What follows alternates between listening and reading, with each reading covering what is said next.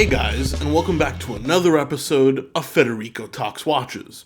Now today, I wanted to talk about a subject I've already discussed, but a subject that I'm going to give another take on. And that is these reissued vintage pieces. Luxury brands reissuing vintage pieces.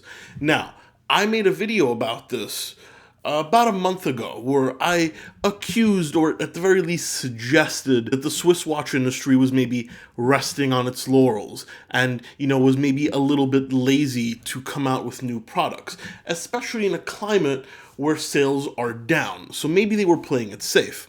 However, the other side is, I think some really cool vintage reissues have definitely come out. And today I wanted to talk about them. So I came up with my 6 favorite vintage reissues. Now before we get started, customary wristwatch check.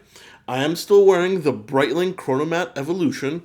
I very much love this watch. I didn't wear it the other day at a business meeting, but now that I'm just kind of hanging out, with a polo at home, it's back on the wrist. Before we get into the watches, just a couple of rules so you guys can see where I'm coming from. Every watch that I'm going to talk about has not been in continuous production. It must be significantly different than a watch that was already made. So either it was not in production at all, or it was significantly changed. So something like the Breitling Navitimer can't be included, because even though it looks very much like its vintage self, it's not drastically different. Or maybe like the Royal Oak Jumbo Ultra Thin. Once again, a vintage reissue technically, but not drastically different. It very much looks like a Royal Oak. So I'm going to go with things that have been completely reissued, or at the very least are very close. And also, I'm only going to be mentioning 6 watches today to keep this video concise. But there's a ton more watches I could mention that didn't make this list. So even though I'm not mentioning them today, doesn't mean I don't like them. It just means, they weren't really at the top of my personal list when it comes to vintage reissues. And these are in no particular order. So let's get started. The first one is the Jaeger-LeCoultre Tribute to the 1931 Reverso. This is a Reverso. It holds the same Reverso shape and proportions, but it's thinner, and then they made other Reversos in the same thickness as this one. But originally, when this was reissued, it was the thinnest Reverso. And it has the 1931 dial that only says Reverso, not Jaeger-LeCoultre, and it came on a very special leather strap. Now the straps have all since sold out, the special ones, so now it's sold on alligator. It's manual wind, it's single-sided, but it has the Reverso functionality, so you can flip it over and engrave. What can we say? It's a Reverso, but the reissue of the original one. Oh, man, it's fantastic. Perfect for black tie, if you want to wear a watch black tie, but also can be dressed down depending on the strap. Not to mention, the Jaeger-LeCoultre manual wind movement is fantastic. These watches are certainly a design icon, and I think Jaeger-LeCoultre, a brand that I said was guilty of doing too many reissues, hit it out of the park with this one. Coming up next, we have one of the most popular watches on the market today, and it actually just came out, and that is the Tudor Pelagos left-hand drive. Now, the Tudor Pelagos is one of, the heritage pieces. And actually, the Black Bay almost made it on this list. But I had to give the left-hand drive Pelagos a little love. It's got that faux patina, it's got the alternating date with red and black dates, and it's got the crown on the other side of the watch, so people can wear it on their right hand. This is a tribute to watches Tudor used to make in the 1970s for left-handed divers. But a lot of people can still wear it on the left hand instead of the right hand. It doesn't really matter, just the crown's on the other side. But it's a really, really cool tribute. It's something different, and they did more than just add the crown on the other side of the Pelagos. They changed the dial, they changed the date, and actually the Pelagos is almost kind of a reissue in itself. So it's a reissue of a reissue, if that makes any sense. It's a fantastic watch. It's got the in-house movement, 500-meter water resistant, and it's tough as nails. These are super hot right now, and I think they definitely deserve a spot on my list. Coming up is one that some people might find a little controversial, because guess what? It's quartz. But it's definitely a great bang for buck watch, and it's a design icon. And I'm talking about the Bulova Moonwatch, the reissue. They reissued the watch they used in the Apollo 15 space missions, and they put a high frequency quartz movement, something that's much more accurate than the regular quartz. Now the watch is a little big at 45 millimeters, but if you look at the design with those curved lugs, it wears quite a bit smaller. And the design is definitely something from its original era. It's a chronograph, it's got a black dial, it's sporty, and you have an option of a bracelet or a strap. Coming in at about $550, this is a great value. And it looks fantastic as a sporty chronograph with a lot of history behind it. So I'm really happy to say something positive about Bulova, a company that's kind of been off the map. You know, they were really famous in the 50s, 60s, and 70s with their tuning fork movements, but nowadays not so much. But I think this watch is definitely getting them on the right track. Now we come up with another watch, a watch brand that I really I'm in love with, and I own a few pieces of, Panerai. Now, many non-Panerai lovers won't notice these subtle differences, and even though this Panerai looks like a lot of the other ones, there's more than enough differences to make it a reissue of something that used to exist. And we're talking about the Panerai 372.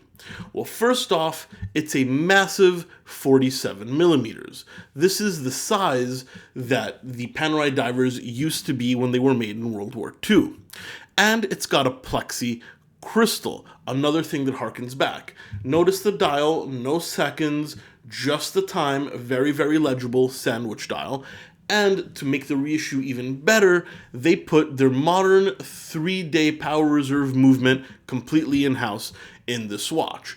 So even though it looks like a lot of other Panerais, they reissued a Panerai from World War II and improved it with a modern day movement. This watch is definitely one I need to get.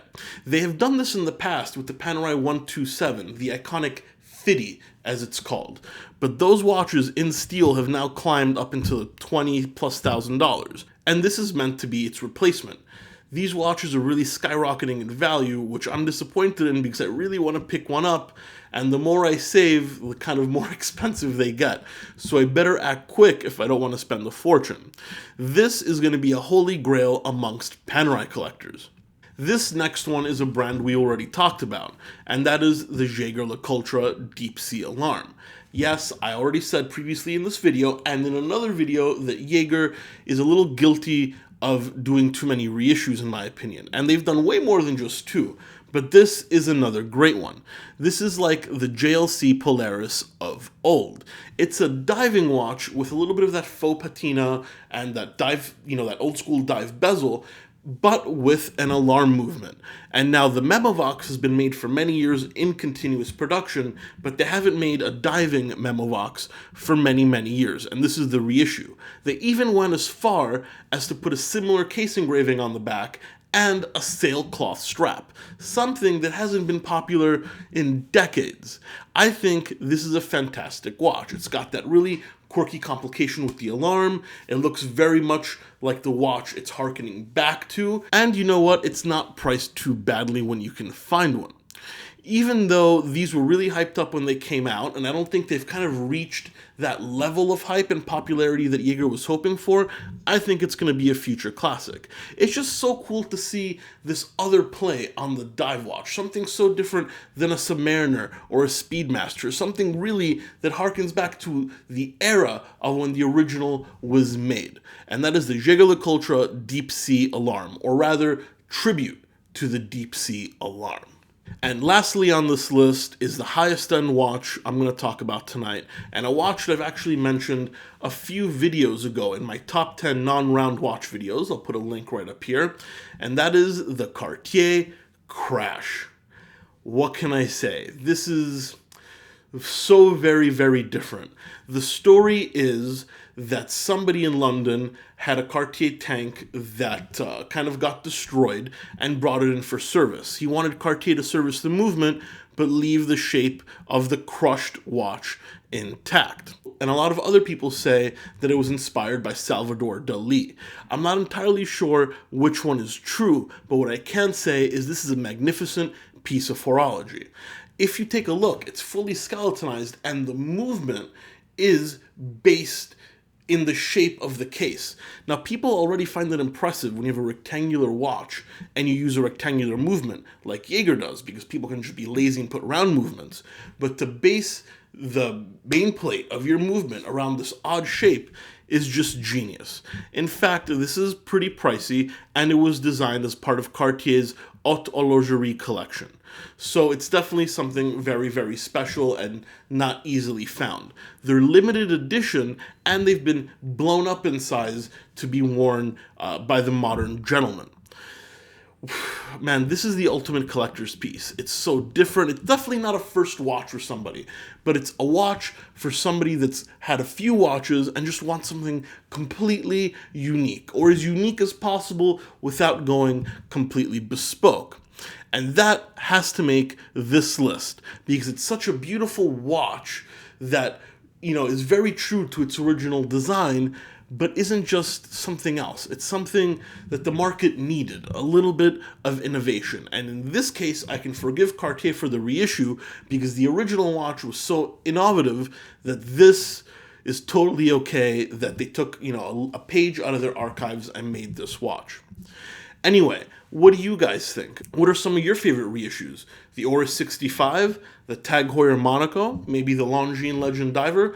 Leave a comment in the comment section below. And check out the description of this video for a link to my Instagram account so you can take a look at some great watch content even on the days when I'm not uploading.